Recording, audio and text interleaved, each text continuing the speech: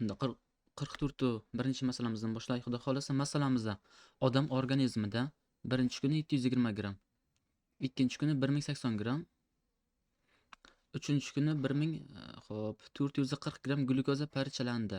Ushbu jarayonda 468 ta ATF hosil bo'ldi. Glyukozaning bir qismi chala, bir qismi to'liq parchalandi debdi. Bu degani bir qism desa, masalan, ikki qism bo'ladigan bo'lsa, bir qismi chala, bir qismi to'liq ekan. Bu degani yarmi to'liq, yarmi chala demoqda. Yarmi to'liq, yarmi chala demoqda. Xo'p, hozir 5 minut davom etamiz. To'liq parchalangan glyukoza miqdorini aerob bosqichda issiqlik sifatida tarqalgan energiya miqdorini kelajak javob aniqlang. Demak, xo'p, avval keling molga o'tib olaylik glyukozani. Buning uchun 720 ni bo'lib yuboraman 180 ga. Ya'ni 1 mol glyukozamizning molar massasi 180 gram. Bizlarda jami 720 gram glyukoza mavjud. 72 18 4 18 4 bo'ladi adashmasam 4 mol. Ikkinchi kuni 1080 gram debdi. 1080 ni bo'lamiz 180 ga. Bu xo'p 10 mol bo'ladimi? Yo'q, 10 emas bu. 1080 1806 ekan, 6 mol. Uchinchi kuni 1440 gram. 1440 gram bo'lib yuboramiz 180 ga. 1440 ni bo'lsak 180 ga, moli kelib chiqadi 8 mol ekan bu. Masalan, davomida nima deyapti? Ushbu jarayonda 48 mol ATF hosil bo'ldi. 468 mol ekan, uzr. 468 mol ATF hosil bo'ldi. Xo'p, glyukozaning bir qismi chala, bir qismi to'liq parchalangan bo'lsa, to'liq parchalangan glyukoza miqdorini qo'shib olamiz umumiy hammasini. 6 ga 4 10, 18 mol bo'ladi jamisi. Umumiy parchalangan glyukozaning moli 18 mol. Xo'p, endi glyukozamiz to'liq parchalansa ham, chala parchalansa ham sitoplazma bosqichini bosib o'tadi. Shunda sitoplazma bosqichida ikkita ATF hosil qiladi. ATF. Bizda 18 mol glyukoza bor. 18 mol glyukoza parchalanganda sitoplazmasida, ya'ni anaerob sharoitdagisida qancha ATF hosil bo'lishini ko'ramiz. Ya'ni kislorodsiz bosqichda. Xo'p, 36 bo'ladi bu. 36 ta ATF. Bu sitoplazmadagisi. Sitoplazmada bizlarda umumiy ATFlar soni 468 ta ekan. Mana bu yerdan ayirib tashlaymiz. Jami 468 ta bor edi. 36 ta kam chiqib qolmadimi? Xo'p, 4 mol, 6 mol, 8 mol to'g'ri hisobladikmi? Ayirib tashlaymiz 36 tasini. Qolgani mitoxondriya bosqichiga qoladi. Bizlar hozir sitoplazmalikni ayirib tashlaymiz. Ayirsak 432 ta qoladi. Bu mitoxondriyaga. Mitoxondriyaga 1 mol glyukozamiz mitoxondriya bosqichida parchalansa to'liq parchalanishi kerak. Demak, mitoxondriya bo'lganligi uchun to'liq emas, mitoxondriyaning o'zini hisoblayapmiz. 36 ta ATF hosil bo'ladi mitoxondriyada. Bizda mitoxondriyadagi ATFlarimiz soni 432 ekan. 432 ta. Qancha mol glyukoza to'liq parchalanibdi deymiz. Xo'p, 432 ni 36 ga bo'lamiz. 36 ga bo'lsak 12 mol bo'ldi. Bu to'liq deb olamiz. Mitoxondriyada glyukoza parchalandi, demak to'liq bosqich bo'ladi. Ammo mitoxondriyaning o'zida 36 ta ATF bo'ladi. Agar to'liq desa 38 ta olamiz. Bizlarda jami glyukoza miqdori 18 ta edi. 18 ta edi. Buni ayirib tashlaymiz 12 tasini. 12 tamiz bu to'liqdan chiqdi. Chiqgan glyukoza moli, ya'ni to'liq parchalangan glyukoza moli. Qolgani 6 ta bo'ladi. Demak, bu chalaga qolyapti. Xo'p. Bir qismi to'liq, bir qismi chala deganda yarmi nazarda tutmayaptimikan unda? Xo'p. Masalan, qani oxirgacha boraylikchi. To'liq parchalangan glyukoza miqdorini molda aniqlang degan to'liq bizlarga 12 ta bo'ldi. 12 mol. Mana. Bu masalan mana bu yerda bor, mana bu yerda bor. Keyingisi. Xo'p, aerob debdimi? Aerob sharoitda issiqlik sifatida tarqalgan energiya miqdorini aniqlang. Kilojolda aniqlashimiz kerak ekan. Aerob bu demak mitoxondriya bosqichi nazarda tutilyapti. Mitoxondriya bilan aerob ikkalasi bitta narsa. Kislorod ishtirokida boradigan jarayon nazarda tutiladi. 1 mol glyukozamiz mitoxondriyada desak ham bo'ladi, aerobda desak ham bo'ladi. Issiqligi 1160 bo'ladi. Atrof muhitga ajralgani. Bizda xo'p mitoxondriyada parchalangan glyukozamiz 12 ta bo'lgan. 12 ta. Qani shu vaqtda qancha issiqlik chiqar ekan deymiz. 12 ni ko'paytiramiz 1160 ga. 13920. 13920. Demak, bu D variantida turibdi mana 13920. Demak, mana bu yarmi, ya'ni bir qismi chala, bir qismi to'liq degan gapni yarmini to'liqga, yarmini chalaga demabdi. Chunki uni ishlatmadik. Alohida topib oldik. Qanchadir qismi chala, qanchadir qismi to'liq debdi. Ammo men bir qismi chala, bir qismi to'liqda yarmi deb tushungandim boshda. Xo'p, kimda savol bor? 45 birinchi masalamiz. Masalamizda 900 gram glyukozaning bir qismi to'liq, qolgan qismi chala parchalandi. Bir qismi to'liq, qolgan qismi chala parchalandi.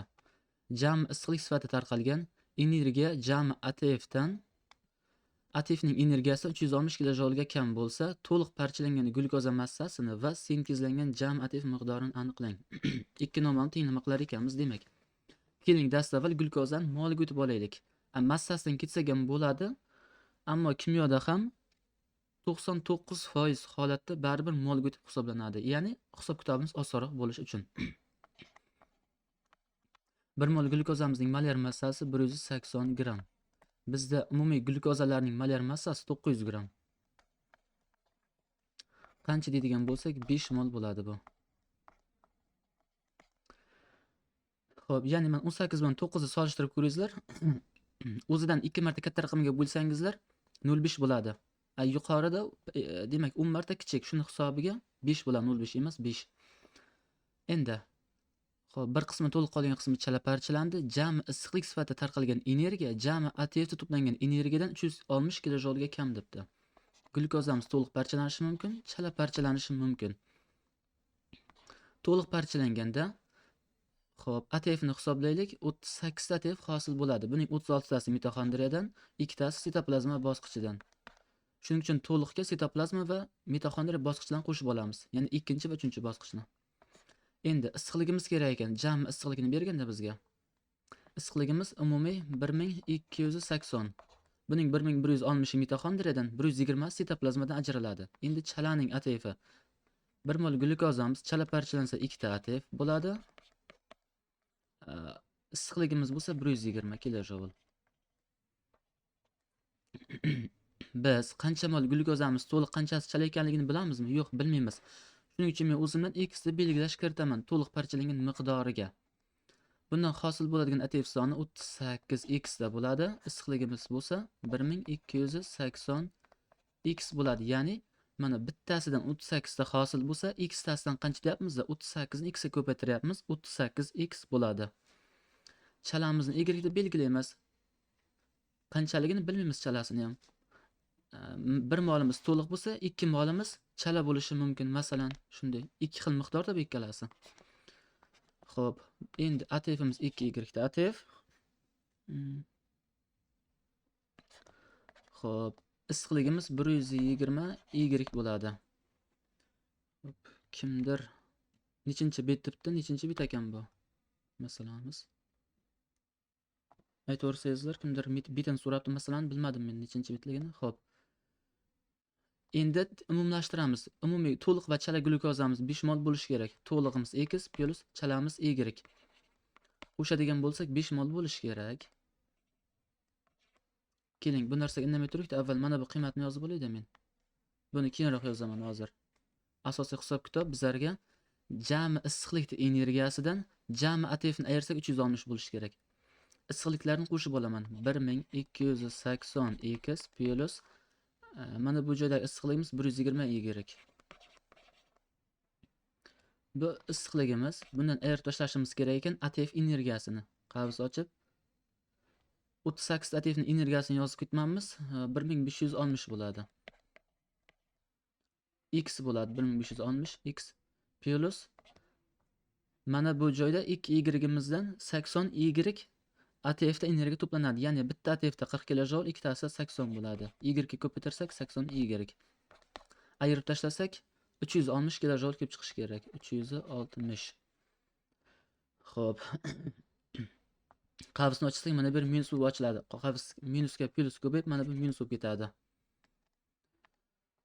Hozir plus turibdi. Demak, 1280 x dan ayirilyapti 1560. 1280 dan ayiryapmiz 1560 ni. 280 x qoldi. 280 x.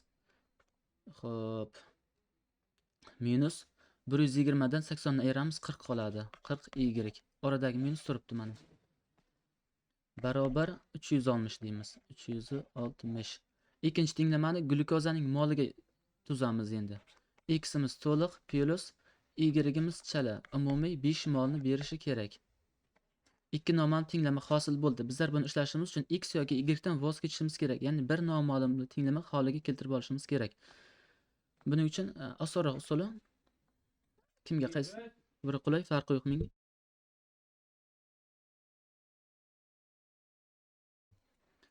Men pastki qismni 40 ga ko'paytirib yuboraman. Shunda y-larni bir xil qilib olgan hisoblanamiz. Avval tepani o'zini yozib olaman. 280 x minus 40 y barobar 360. Pastki qismni 40 ga ko'paytiramiz endi. 40 x plus bor 40 y bo'ladi. Barobar 5 kare 4 20, bitta 0 200 bo'ldi.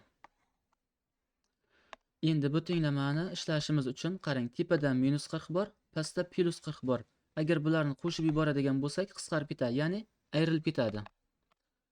Qarama-qarshi ishoralarni bir-biriga qo'shyapmiz. Ayrilib ketadidan so'ng kattasini ishorasi yoziladi-ku, bu yerda ikkalasi bir-biriga teng. Ayrilib ketdi 0 bo'ladi. 40 dan 40 ni olsak 0. 280 dan 40 ni olamiz, 240 x qoladi. Barobar kattasidan kichikni ayiryapmiz, diqqat qiling. 360 dan 200 ayiryapmiz, 160 qoladi. 240 da x'imiz 160 ga teng ekan. Bitta x'imiz qanchaligini aniqlaymiz. 160 ni 240 ga bo'lsak, xato, bunaqangi raqam chiqib qoldi. Uzr, qo'shyaptirdik. Ayirib ketib qolman. 280 ga 40 ni qo'shyapmiz, 320 x bo'ladi. Barobar bu 560 bo'ladi shunda. 560 x ni topamiz. 560 ni bo'lamiz 320 ga 1.75. 1.75 x'imiz. Xo'p, x ga y ni qo'shsak 5 bo'lish kerak edi. Nimagadir boshqacha javob chiqib qoldi. Hisob-kitobda adashgan bo'lsak aytasizlar. Xo'p, x'imiz 1.75 ekan. 1.75 plus y deymiz barobar 5. X ni o'rniga mana 1.75 qiymatni qo'yib yubordik. Bitta x'imiz 1.75 ga teng bo'ldi. 1.75 ga nechini qo'shsak 5 bo'ladi degani. Buning uchun 5 dan 1.75 ni ayirib tashlaymiz. 4.325 bo'ladi tashmasam. 5 dan ayiryapmiz 1.75. 3.25 ekan. 4 damiz 3. Hop, qiymatlarni aniqlab oldik. Mana bu joyda x ni aniqladik. X bu to'liq parchalangan glyukoza. Y ni aniqladik. Y-imiz chala parchalangan glyukoza moli. Masalamiz shartini man so'rabdi bizdan. To'liq parchalangan glyukozaning massasini aniqlang. 1 mol glyukozamizning molyar massasini aytdik, 180 gram dedik. To'liq parchalangan grammini aniqlayapti. To'liq parchalangan x bilan belgilaganmiz. X'imiz 1.75 bo'ldi. 1.75. Qani bu necha gram deydigan bo'lsak, xo'p, agar 3 ga ko'paytirsak 54 dan 270 360 mi? Xo'p. 180 ni 270 bo'ladimi yoki ko'paytiryapmiz 175 ga 315 mi? 315 chiqdi desak, 315. Xo'p, bunaqangi javob yo'q, keyingisiga ko'raylikchi. Va sintezlangan jami ATF miqdorini Bo'ldi, aniqlang. Sintezlangan deganmi? Va sintezlangan jami ATF miqdori bo'ldi. Xo'p. 1 mol glyukozamiz sitoplazma bosqichida parchalanganda 2 ta ATF hosil qiladi. Molda aniqlang debdi, shuning uchun molni qo'yapmiz. Bizda umumiy 5 mol glyukoza bor, 5 molning hammasi sitoplazma bosqichini o'taydi. Bundagi ATFlarni topadigan bo'lsak 10 ta. Endi mitoxondriya qoldi. 1 mol glyukozamiz mitoxondriya bosqichida 36 ta ATF hosil qiladi deyapmiz kislorod ishtirokida. Bizda to'liq parchalangan, ya'ni mitoxondriya bosqichini bosib o'tgan glyukozamiz 1,75 mol. 1,75 mol. X edi-da, to'liqni X bilan belgilagandik. 1,75 ni ko'paytiramiz 36 ga. 63 ta. 63 mol ATF miqdori. Endi ikkalasini qo'shib qo'yamiz. Jami ATF deyapti-da. 63 ga 10 73 bo'ladi. 73. Xo'p, hisob kitob tadashmadikmi? 900 ni bo'ldik 180 ga. 5 mol bo'ldi. Xo'p. Jami issiqlik sifatida tarqalgan energiya jami ATFda to'plangan energiyadan 360 kilojouliga kam. Jami issiqlikniki tarqalgan energiya jami ATFda to'plangan energiyadan kam. Men teskarisini qilib ketibman. Mana bu qiymatni almashtirib qo'yishimiz kerak ekan. Mana buni bu tarafga o'tkazishimiz kerak ekan. Tushunarli-a? Hozir mana buni o'chirib tashlab shunday qilaman. Mana bu oxirigacha o'qimabmiz. Bu ham qolganlarga ham bir dars bo'lsin. Qarang, mana bu yerda kam bo'lsin degan ekan. Bizlar hozir ko'p qilib ishlab ketib qoldim men. Issiqlikni ko'p qilib oldik mana bu yerda. Mana issiqlikdan ATF energiyasini ayryapmiz. Lekin masalan shart aytyapti. Issiqlikdan ATFni emas, ATFdan issiqlikni ayir degan. Tushunarli? Shu qiymatni o'chirib tashlaymiz. Shu joy xato ketibdi. O'rinni almashtirib qo'yamiz-da.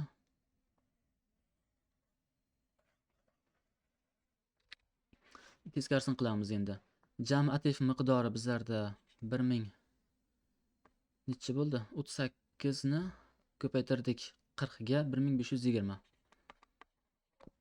Yonida x ham bo'ladi. X plus bunda 80y chalamizniki. Bundan ayirib tashlaymiz issiqligimizni. 1280 chiqib ketgan issiqlik x bor oldida plus chalaniki 120y. Ayirma 360 bo'lish kerak endi. 360. Xo'p. 1520 dan necha qolgandi buni? 1520 dan ayirdik 1280 ni. 240 x minus 80 120 40 qoldimi? Mana bu joy minus ochlar qavsda. Qavsdan chiqqandan keyin. Minus 40 y barobar 360. Ikkinchi tenglama x plus y barobar 5 mol deymiz. Umumiy glyukoza miqdori 5 mol. Pastki qismni 40 ga ko'paytirib yuboramiz.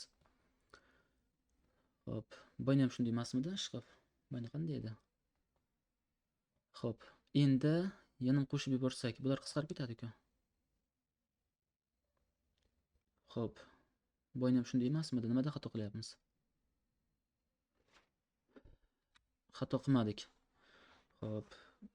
Balki keyingisi ishlab ko'ramiz, lekin xato qilmadik. Shu holatda bo'ladi. Endi 40 ga ko'paytirsak va endi qo'shib yuboramiz yana. 240 ga 40 ni qo'shamiz, 280 x bo'ladi. Qarama-qarshi ishoralarni qo'shadigan bo'lsak, bular qisqarib ketadi. 360 ga 200 560 bo'ladi. X ni topsak, xo'p, yarmi bo'ladi-da mana buni. 2 mi? 2 mol bo'ldi x'imiz. Boyna nimadadir xato qilgan ekanmiz demak. Xo'p. X'imiz 2 mol bo'ldi, y'imiz 3 bo'ladi. Ikkalasini yig'in desa 5 bo'lish kerak-ku. To'g'ri ishlayapmiz ekan. Hisoblagan vaqtimiz yana boyagi avvalgi masalamizga borib qolamiz degandim, yo'q, borib qolmadi. To'liq parchalangan glyukoza massasi. 1 mol glyukozamiz proporsiya qilmay to'g'ridan-to'g'ri ko'paytirib ketsak ham bo'lar edi o'zi. 180 gram deyapmiz. To'lig'imiz bizlarda endi 2 mol bo'ldi. Qani necha gram deydigan bo'lsak 360 gram bo'ladi. A savolimizda, B savolimizda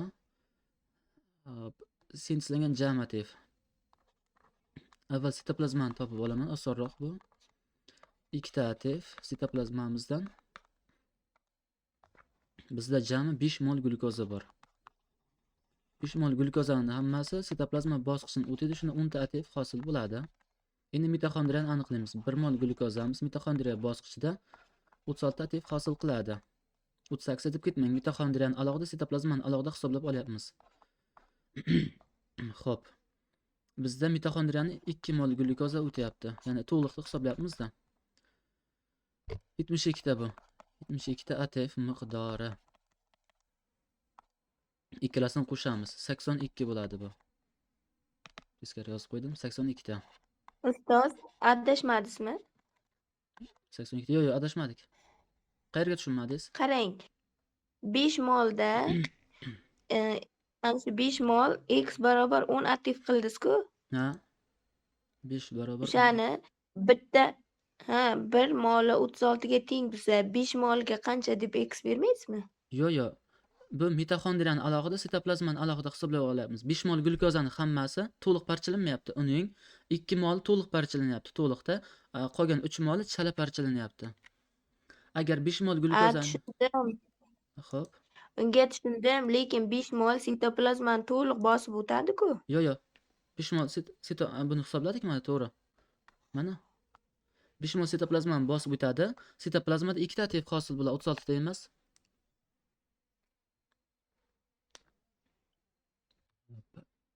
Qirq 61-chi masalamiz. Energiya almashinuvida glyukozaning bir qismi chala, qolgan qismi to'liq parchalandi.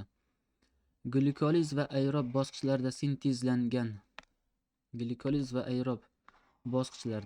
sintezlangan ATFlar o'zaro 1 ga 6 nisbatda. Glyukoliz va aerob sharoitlarda sintezlangan ATFlar o'zaro nisbatda ekan, uzr. Xato o'qib ketib qolman. Glyukoza o'zaro nisbatda deb o'qimandan keyin nimaga glyukoza deb xato yozib o'tgan demoqchi edim, xato o'qibman o'zim. ATFlar 1 ga 6 nisbatda ekan. Xo'p, jami issiqlik sifatida tarqalgan energiya 3040 kilojoule tashkil etib, to'liq parchalangan glyukoza miqdorini va glyukoliz bosqichida issiqlik sifatida tarqalgan energiya miqdorini aniqlang debdi. Xo'p, glyukoliz va aerob sharoitda sintezlangan ATFlar o'zaro 1 ga 6 nisbatda. Demak, glyukozamiz to'liq parchalanishi mumkin, chala parchalanishi mumkin. To'lig'imizni o'zi sitoplazmada kechadi va mitoxondriyada kechadi birdaniga. Mitoxondriyada. Chalamiz faqatgina sitoplazma bosqichi bor buni. Sitoplazmada kechadi jarayonni o'zi. Bunda sitoplazmada kechadi.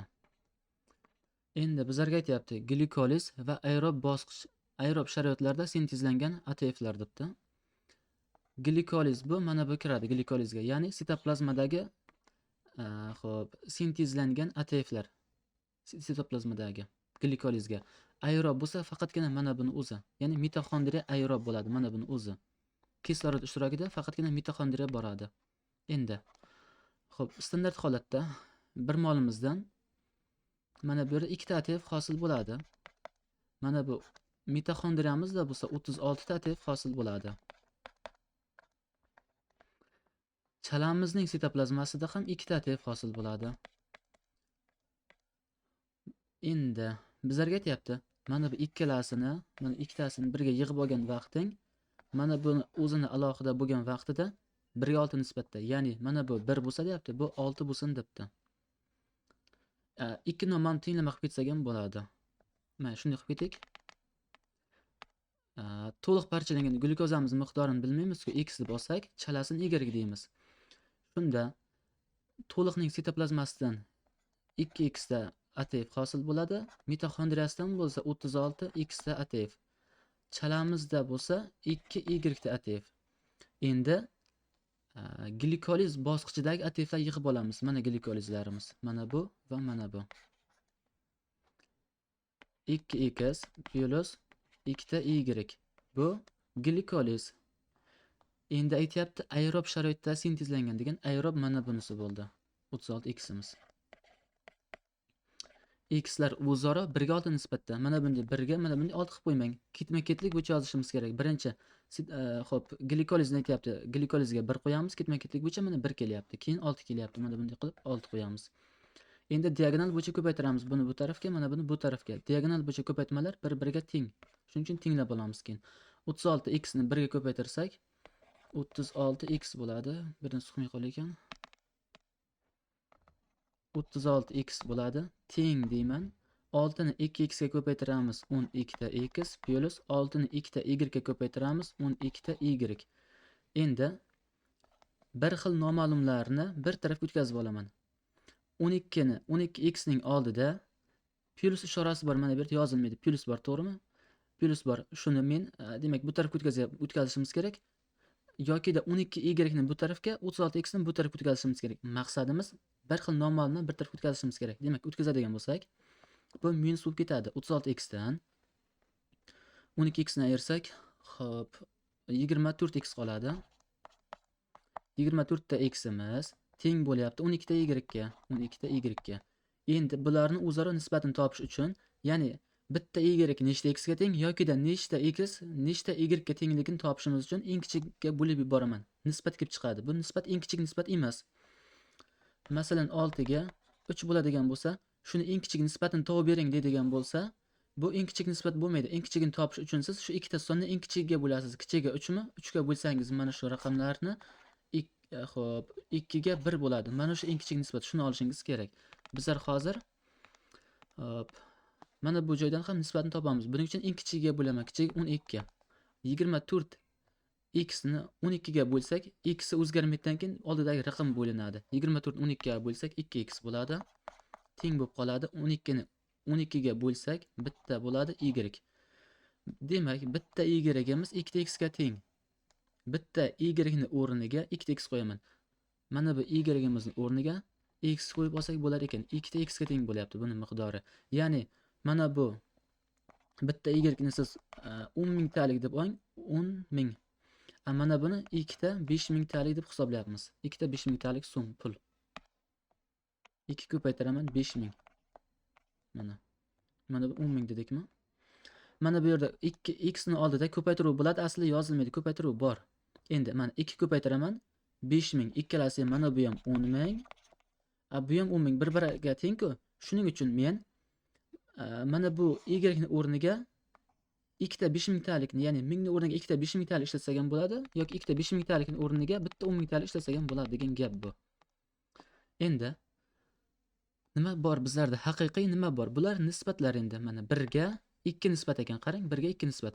To'liq va chalamiz. Endi bizlarda haqiqiy nimani beryapti? Haqiqiy, xo'p, jami issiqlik sifatida tarqalgan energiyani beribdi. Endi qayta tenglama tuzib olamiz. Issiqlikka tenglama tuzamiz endi. 1 mol glyukozamiz. Xo'p, agar to'liq parchalansa deyapman, to'liq parchalansa qancha issiqlik ajratadi? To'liqda 2800 ajratadi issiqlik. Yo'q, issiqligi. Xo'p, issiqligimiz 1280 bo'ladi. 1280. 1280 1160 mana bu mitoxondriyada, 120 si sitoplazmada bo'ladi. Bizlarda bu nechaga teng to'lig'imiz? X molga teng. X molimizdan 1280 x hosil bo'ladi issiqligimiz. Endi xo'p, chalanikini aniqlaymiz. 1 mol glyukozamiz chala parchalansa 120 kilojoul issiqlik ajratadi atrof muhitga. Biz buni ola olmaymiz, saqlab qola olmaymiz, o'zimizdan chiqib ketadi bu. Bizlarda chala parchalanganimiz 2x ga teng bo'ldi. Mana shu bir xil noma'lumga keltirib oldik. Endi 2x qo'yib ketsak bo'ladi. Y demasdan 2x qo'yamiz. 2x mol. Qani endi qancha issiqlik degan bo'lsak 240x bo'ladi. 240x issiqlik. Endi shu ikkalasini yig'ib olamiz. Mana bu issiqlik va bu issiqliklarni. Shu ikkalasini bir-biriga qo'shsak 3040 bo'lishi kerak. Qo'shamiz. 1280x plus 240x barobar 3040 ga tenglaymiz. 1280 240 ni qo'shadigan bo'lsak 1520 bo'ladi. 1520 oldida x bor barobar 3040. 3040. X ni topadigan bo'lsak 2 bo'ladi. X'imiz 2 bo'lyapti. Xo'p, agar xato hisoblab ketayotgan bo'lsam aytasizlar, kalkulyator ishlatganim yo'q. Bir qarab, shu menimcha nisbat bo'lsa kerak deb shunday ketaman hozir. Xato qilgan joyimda vaqtida aytib ketsangizlar, keyin orqaga qaytib yurmaymiz. dastlabki masala kabi demoqchiman-da. Xo'p, ximiz 2 bo'ldi, y ni topamiz. Y'imiz teng edi. 2 ko'paytiraman. Mana bu yerda ko'paytiruv bor. 2 ko'paytiramiz, x ga teng edi. Ximiz necha bo'ldi? 2 bo'ldi. Olib kelib qo'yaman x ni o'rniga. X ni o'rniga 2 ni olib kelib qo'yapmiz. Ya'ni bitta y'imiz 2 ta x ga teng bo'ldi-da. Topadigan bo'lsak 4 bo'ladi y'imiz mana. Nima kerak bizga? Xo'p, savolga qaytamiz endi. Parchalangan glyukoza miqdorini grammda aniqlang debdi. 6 bo'ladi. 6 bu 1080 bo'ladi demak. Ha, yozaman qaydan kelgan. Glikoliz bosqichida issiqlik sifatida tarqalgan energiya miqdorini aniqlang. Glikoliz 6 ni ko'paytiramiz 120 ga 720. Demak, severin bo'lyapti. Xo'p, qarang. Savolimizda nimani so'rayapti? To'liq parchalangan glyukoza miqdori debdi grammda. 1 mol glyukozamiz to'liq parchalansa 180 parchalansa emas, 180 gram bo'ladi xolos. 1 molning molar massasi bizdan to'liq parchalanganda grammini so'rayapti. To'liq parchalanganimiz x deb olganmiz. Mana bitta x deb olganmiz. Bitta ximiz 2 ga teng bo'ldi. 2 mol qancha desak 360 bo'lyapti. Xato hisob etibman-ku. Shu so'rayaptimi? To'g'ri. 360 da ekan, mana bu emas ekan. Endi B savolimizda glikolizda issiqlik sifatida tarqalgan energiya, glikolizda bu yoqda aytgan ekan. Demak, 1 molimizdan glikoliz bosqichiga aytdik. Mana bu va mana bular kiradi deyapmiz, ya'ni sitoplazma. Glikolizda xo'p, gapirmasangizlar mikrofon o'chirib qo'ysangizlar ovoz qaytmaydi o'zingizga. Gapirayotgan vaqtda mikrofon ochib gapiraverasizlar bemalol. Hop, 1 molimizdan 120 kilojoul issiqlik ajralyapti sitoplazmada yoki-da glikolizda. Bizda glikolizni to'liq ham, chala ham o'taydi. Umumiy glyukozamiz 6 mol bo'lyapti. 4 ga 2 ni qo'shyapmiz-da. Mana to'liq ham glikolizni o'tayapti, chalamiz ham glikolizni o'tayapti. Shuning uchun ikkalasini yig'ib oldik, umumiy glyukozani. 6 molimizdan 720 bo'ladi endi. Javob bormi? 360 ga 720 A variantda turibdi. 360 ga 720. Mayli bo'lsa, bir boshdan tushunib turaman. Demak, energiya almashinuvida glyukozaning bir qismi chala, qolgan qismi to'la parchalandi debdi. Bizlar qancha qismi chala, qancha qismi to'liq parchalanganini bilmaymiz. Davom etamiz. Xo'p, shuning uchun mana x, y deb belgilab oldik. Bir qismi chala, qolgani to'la parchalandi deyapti. Bularni bilmaganimiz uchun x, y deb oldik. ATFlar. Endi glikoliz va aerob sharoitda sintezlangan ATFlar 1 ga 6 nisbatda debdi. Glyukozamiz to'liq parchalansa, sitoplazma va mitoxondriya bosqichidan bosib o'tadi. Sitoplazmada 1 molimizdan 2 ta ATF hosil bo'ladi. Mitoxondriyada 36 ta ATF hosil bo'ladi 1 molimizdan. Biz x mol deb olganmiz to'lig'imizni. Bundan 2x ta ATF hosil bo'ladi, ya'ni 1 dan 2 ta hosil bo'lsa, x tasini qancha deyapmiz? X ni 2 ga ko'paytiryapmiz. 2x ta. Xo'p, mitoxondriyamiz ham xuddi shunday 36x ta bo'ldi. Endi chala parchalansa, chala parchalanishda faqatgina sitoplazma bosqichi bor.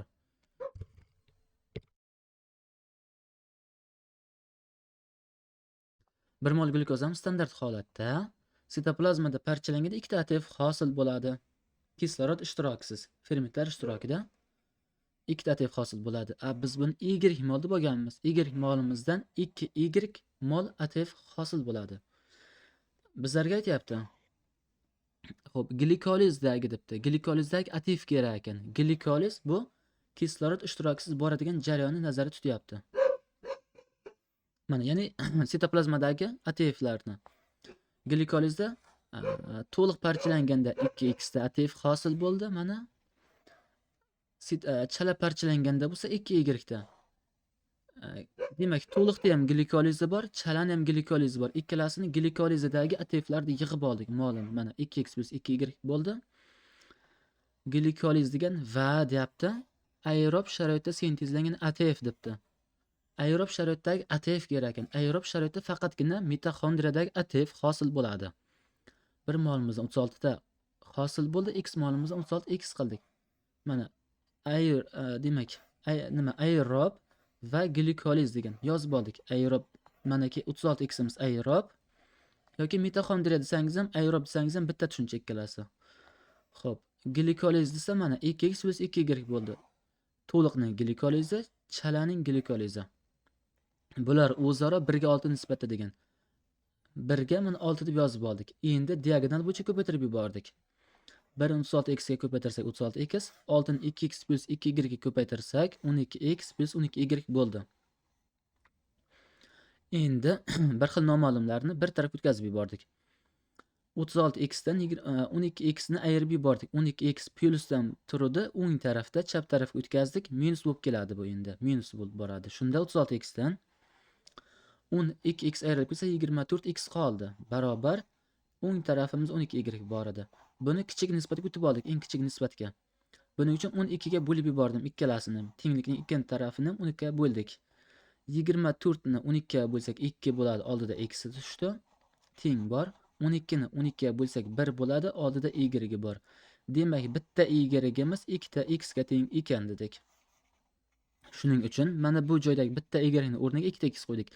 Agarda yuqorida 2x bo'lganda shuni o'rniga bitta y qo'yib ketsak ham bo'lardi. 2x o'rniga bitta y, bitta y o'rniga 2x.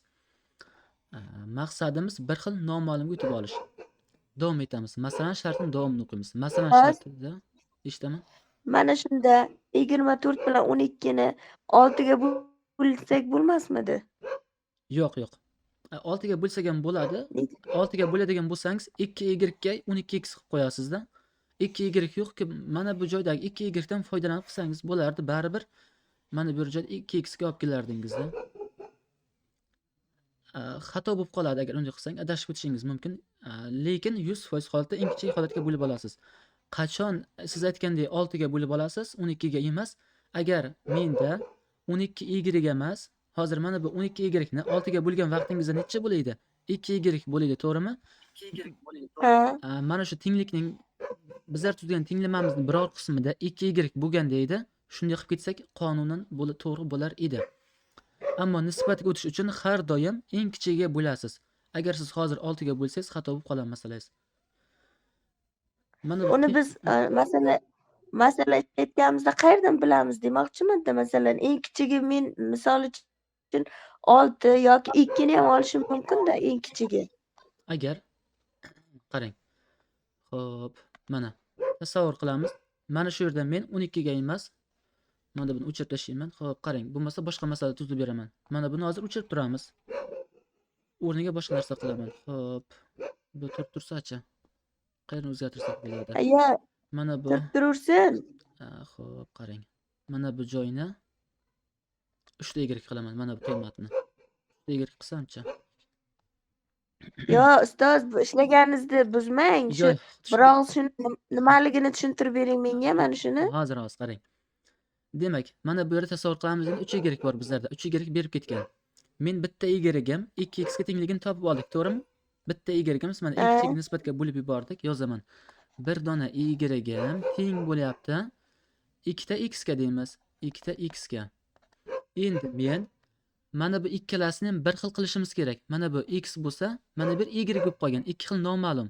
Maqsadimiz yokida x qilishimiz kerak buni, yokida y qilishimiz kerak. O'zimizga osonni ko'ramiz. Aslida x qilsangiz ham chiqadi, ikkalasini y qilsangiz ham chiqadi. Osonni ko'ramiz. Men ikkalasini x qilmoqchiman. Endi menda bitta y-gam ikkita x ga teng ekan. Tenglamamga qaradimki, mana bu yerda bitta x bor, bu yerda 3 ta y bor. Ikkalasini x qilib olishim uchun 3 ta y-gam nechta x ga tengligini topaman. Tushunarli-a? Ya'ni bitta 10 mingtalik pulingiz nechta 5 mingtalik bo'ladi? Bitta 10 mingtalik bitta pul bor. Shuni nechta ikkita 5 mingtalik qilsangiz bo'ladi. Ya'ni ikkitaga 5 mingtalik qilsangiz bo'ladi, to'g'rimi? Xuddi shunday men mana bu 3 ta y-ni x ga tenglab olishimiz kerak. 3 ta y emas, nechta x ga tenglashini aniqlashimiz kerak. Buning uchun bitta y teng deyapmiz ikkita x ga, menda 3 ta y bor. Mana 3 ta y deyman. Nechta x ga teng deyman? 6 ta x ga, to'g'rimi? Mana 6 ta x ga. Endi agar shunday qilgan vaqtimizda mana shu 3 y ni o'rniga men nima qo'yardim? Mana 6x qo'yib ketsak, masalamiz to'g'ri bo'lar edi. Mana ikkalasi ham x ga teng bo'ldi. Aytaylik, masalamiz shartida jami glyukoza molini haqiqiysini 70 mol deb ketganda edi, 70 mol deb ketganda edi. Bizlarda to'liq va chala parchalangan bor-ku, ya'ni umumiysi qancha bor? 7x bor mana, 7x. 6x ga x ni qo'shdik 7x. Keyin nima qilardik? No battery. 70 Please molimiz charge. 70 molimiz teng qilardingiz. Mana 7 ta x ga teng ekan deysiz. 7 ta x ga. Bitta x im qancha desangiz 10 ga teng bo'lardi. Mana shunda bir xil qilib topib olardik. Agar shu vaqtda hozir x ga emas, y ga tenglasangiz ham masalan javob chiqar edi.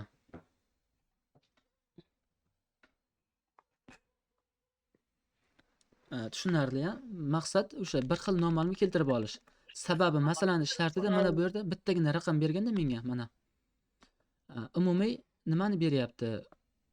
Issiqlikni beryapti. Issiqlik sifatida tarqalgan energiyani bir noma'lumga keltirib olishimiz kerak buning uchun.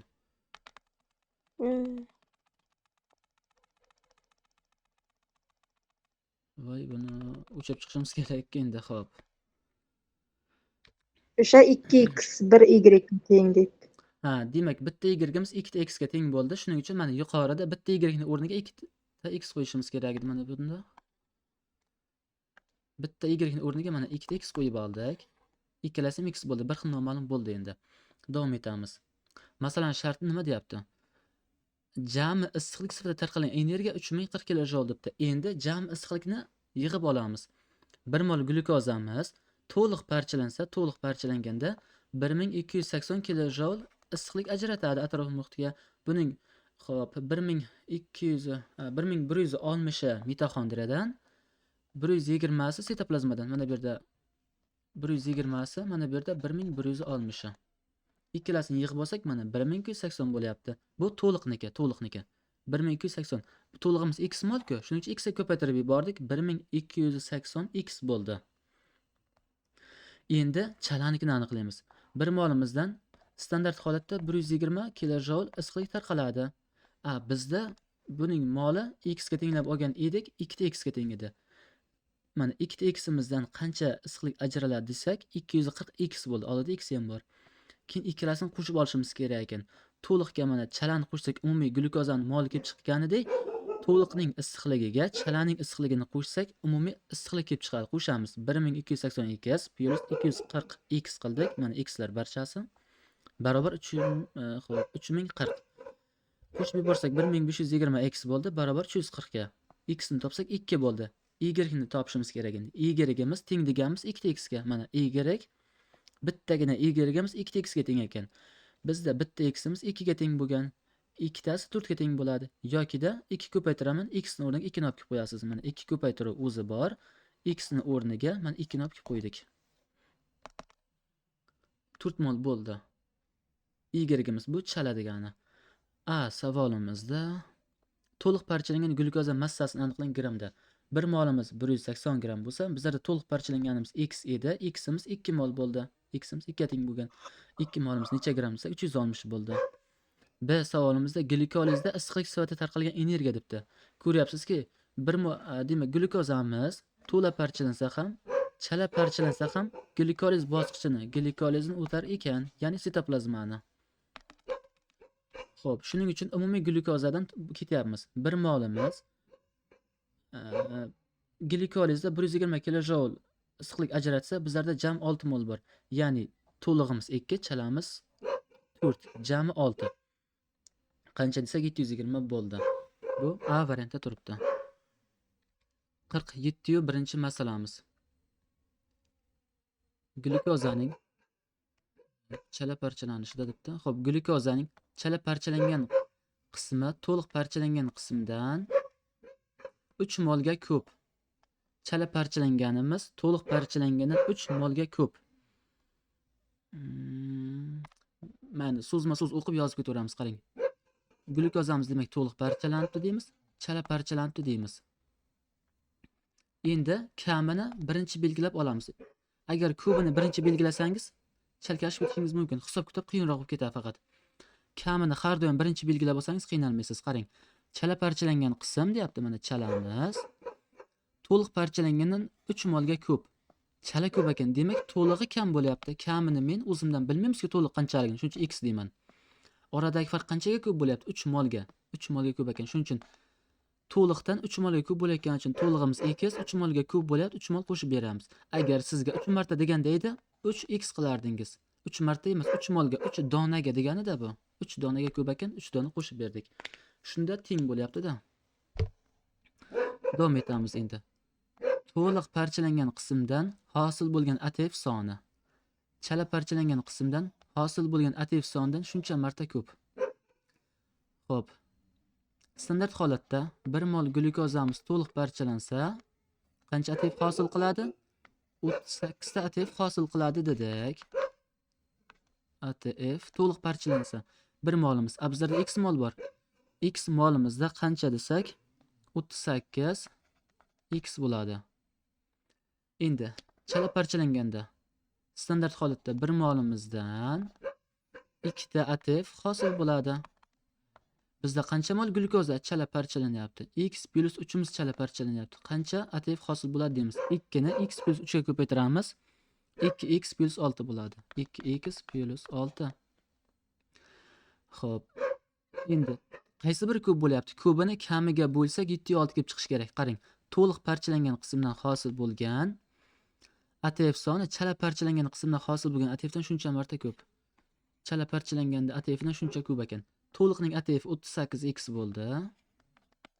Taqsim chalaning ATF 2x plus 6 bo'ldi. Qanchaga ko'p? 7,6 marta ko'p. 7,6 deymiz. Endi buni maxraji ko'payib ketadi. 7,6 miz mana maxraji ko'payadi. 7,6 ni 2x ga ko'paytirsak, 76 ni 2 ga ko'paytirsak 152. Demak 15,2x plus xo'p, 76 ni 5 ga ko'paytirsak, bu degani 76 ni yarmi. Xo'p, 38 ga 76 38 ga 76 4 1 1 plus 114 bo'ladimi? Xato hisoblamadimmi? Ustoz 6 ga ko'paytirilmadimi yoki 6 ni siz 5 ga ko'paytiryapsizmi? 5 ga keyin 1 ga ko'paytirishimiz kerakmidi? Unga ko'paytirib ketib qoldimmi? Xo'p, 5 ga 1 ga ko'paytirish kerak ekan. Xo'p, 6 ga ko'paytirsa qancha bo'ladi?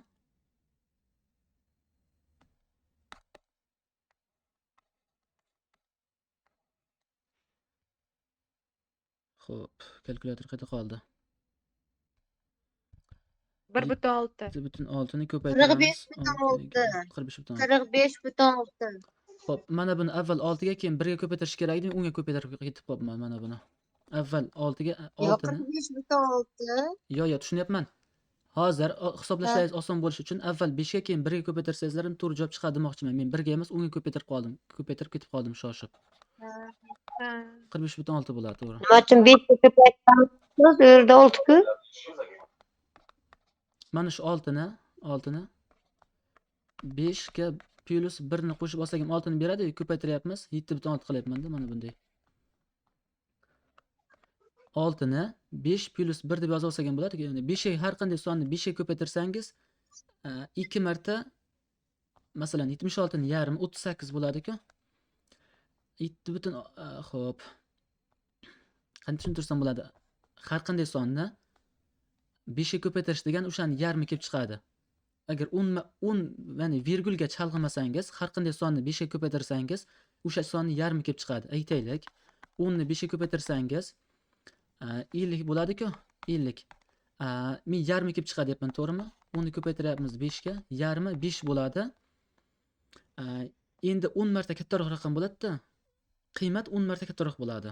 50 bo'ladi. Ya'ni mana bu oxirgi bitta virgul siljitish o'zingizdan. Shunga chalg'imasangiz, har qanday sonni 5 ga ko'paytir degan o'sha sonni yarmi bo'ladi. Men mana buni 76 ni xayolda 7,6 ni xayolda 76 dedimdan keyin 5 ga ko'paytirdim. Necha bo'ladi? 76 ni 5 ga ko'paytirsangiz 380 bo'ladi. Men 76 ga emas 7,6 ga ko'paytiryapman. Shuning uchun 38 qildim. 38 qildim. Keyin 1 ga ko'paytirishim kerak edi, lekin men xayolda 10 ga ko'paytirib ketib qoldimdan keyin xullas shu joyda chalg'ib nechadir yozib ketdim. Mana 1 ga ko'paytirsangiz 7,6 bo'ladi. 38 ga qo'shasiz 7,6 ni, oxiri 6, 8 ga 8 16, demak 5, 4, 45,6 bo'ladi mana.